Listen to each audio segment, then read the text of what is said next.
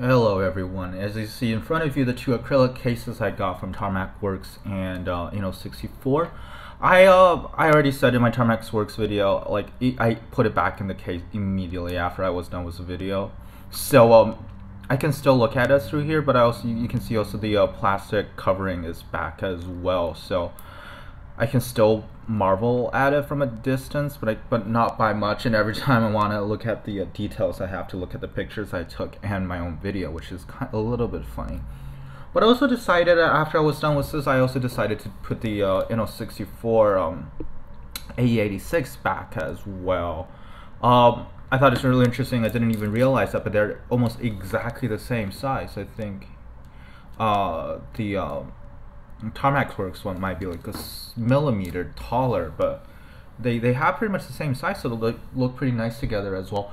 I don't collect a lot of stuff in acrylic cases, and these two are pretty much the only exception I'm making right now because the presentation is so good. A lot of the other stuff, M2 machines are fine. There is one, I do have one Auto World acrylic case from their licensed premium set.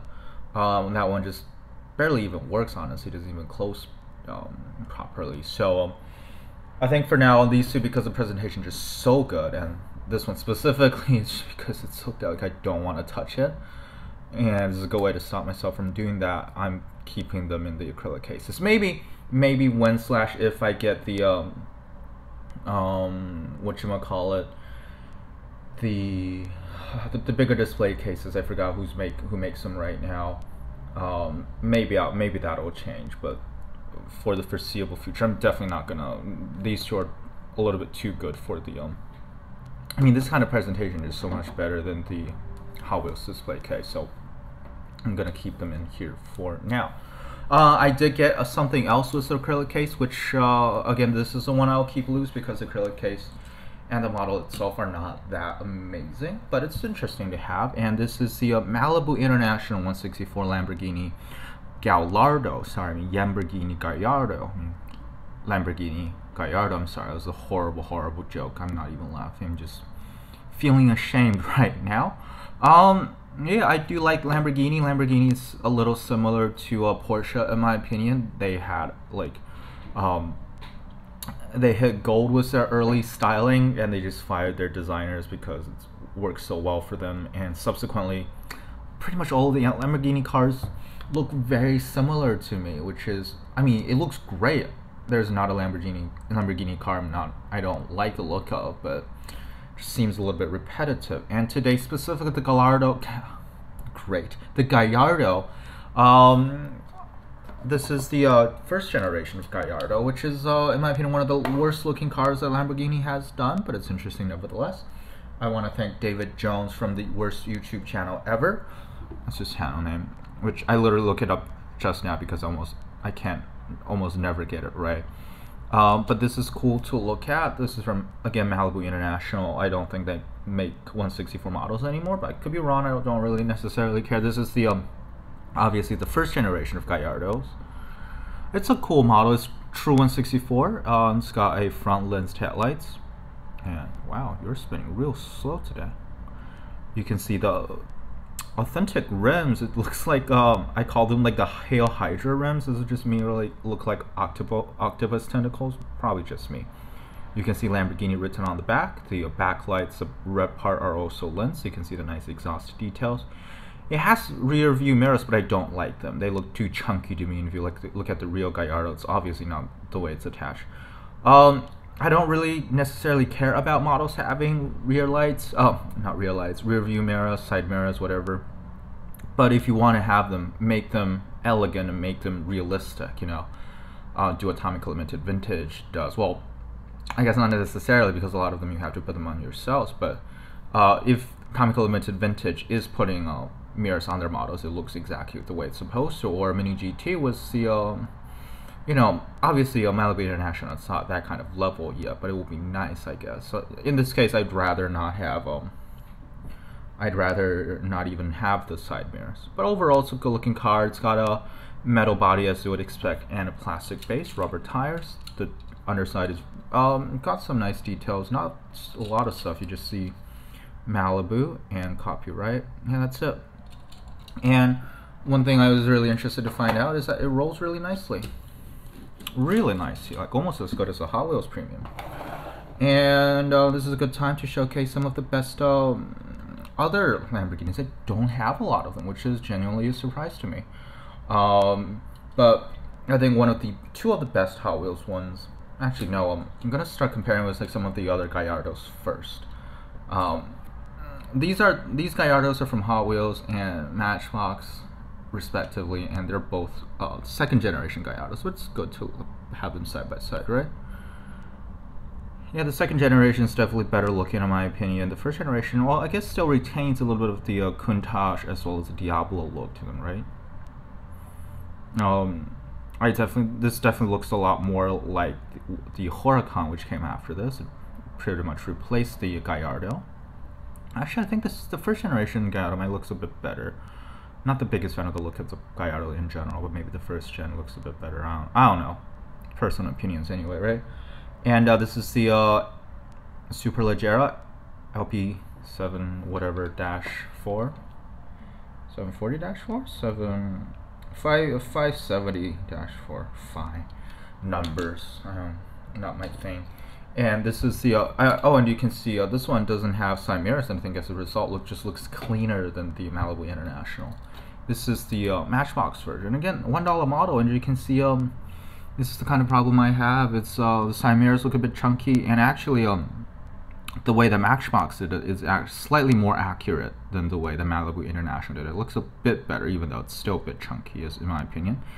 And this is specifically the Polizia version, the Italian police version, but this one is done in kind of like an airport support or whatever vehicle. It's sort of cool. This is a 9-pack exclusive.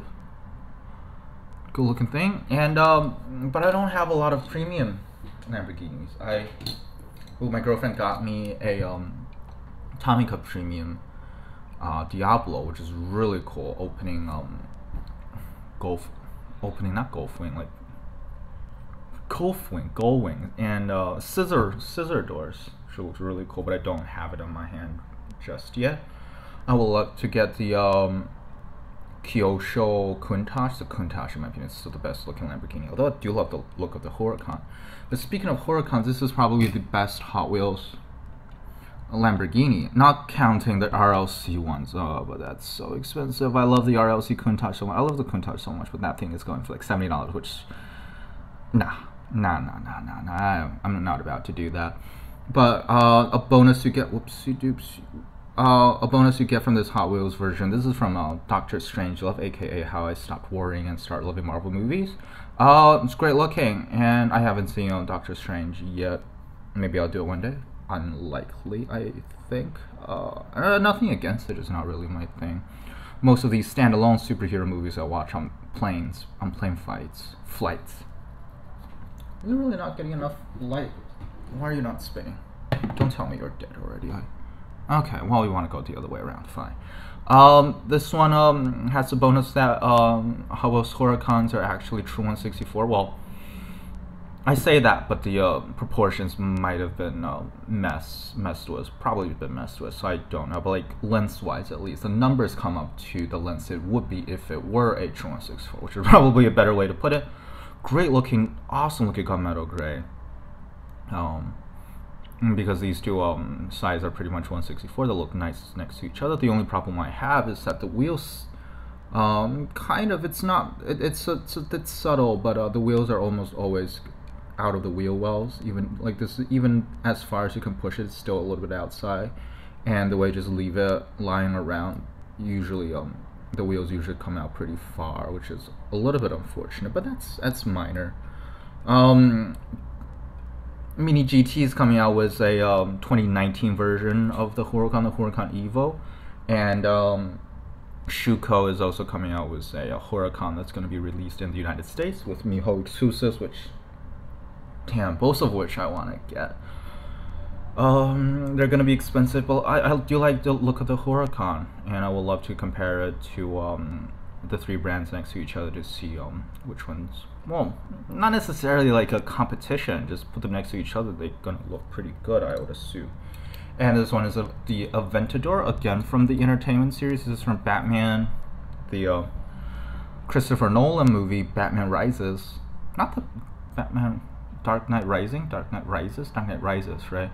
Not the worst of the. I mean, people hate it, but people say it's like the worst of the three. Nah, I don't agree with it. It's probably the best look at the Bruce Wayne and Batman as a character. Sure, the story might not completely hold up to scrutiny, but emotionally, character-wise, it's more about Batman. It's more about Bruce Wayne. While people might think The Dark Knight is a better movie, but that's mostly about the Joker.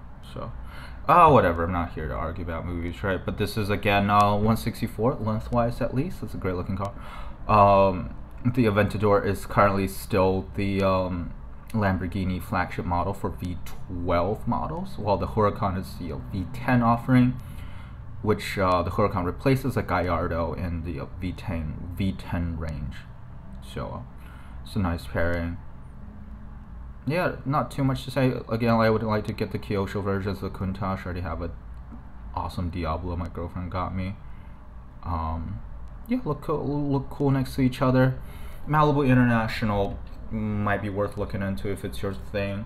I think it's alright. I love all of this car except for the rear view mirrors, which cheapens it at least a little. Like, you can see the Hot Wheels one just don't even bother putting on mirrors, and they still look good, right?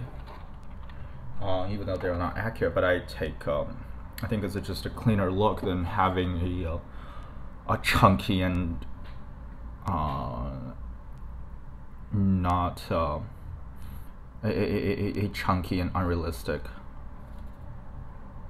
rear view mirrors. My brain is gone. And you can see this case is pretty cool. It's a bit old, so it's not like the cleanest looking, but got some textures right here. Nice textured cardboard boxes. This is the thrilling commentary all 10 of you subscribe to me for, which thank you very much. I flatter, very appreciated. Yeah, so, but this is a kind of the acrylic box. It's still nicely made, but it's so far removed from like the awesome details you get from like an 64 or Tarmac Works. I'm not going to keep the model in here. I'll still keep the box probably in storage somewhere, just taking up space. I'm not going to throw it away, but at the end of the day, no, definitely not going to keep the Gallardo in here. And one final spin for the audience. It's a good looking car for the most part, if you're interested in it. Oh, by the way, it's also it says here that it is manufactured by High Speed right here, so it's interesting. Might be something worth looking into. I haven't bothered dealing with it yet, but if you are curious, go ahead. I'm pretty much exhausted all of the brands I want to look at least in reasonable price ranges. You know what brand I really want to sample? PGM. Am I gonna? No. That thing's like $70 per piece. I don't want to go down this route again, but this is why I don't like Hot Wheels secondary market. Because in the secondary market, Hot Wheels, the RLC RWB Porsche is basically $70-$80, and if you look at the PGM model, it's, I mean, admit it, it's better than the RLC in every single way except for maybe the limitedness. But even then, the RLCs are not that limited. It's just pain in the ass to buy them is the biggest problem. You have to sign up for the club, and then you're at the mercy of the website.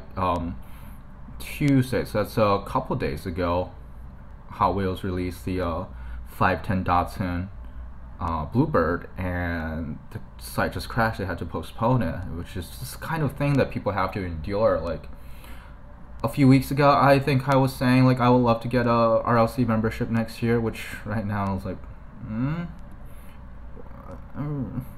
know what, chances are I'll still get it just because I want the membership model, which is a cheap and easy way to guarantee a RLC model. But after that, I doubt I will try to buy anything. If they come out with the if they come out again with the Countach, I'll try my hand at it probably. But from everything I've heard, it just sounds like a horrible pain in the ass. But that is it for the yeah, I would love to sample PGM, but I don't know if I get into a PhD program by the end of the year, I'll probably get myself one just to celebrate.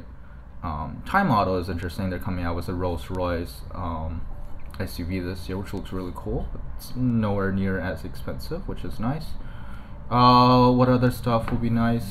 I think that might be it. And there's also Auto R164. I'm looking at one of their 164 first generation of the new Ford GT, which looks pretty cool. But that's, yeah, I think that might be it. Hobby Japan maybe, but that's a bit too niche even for me.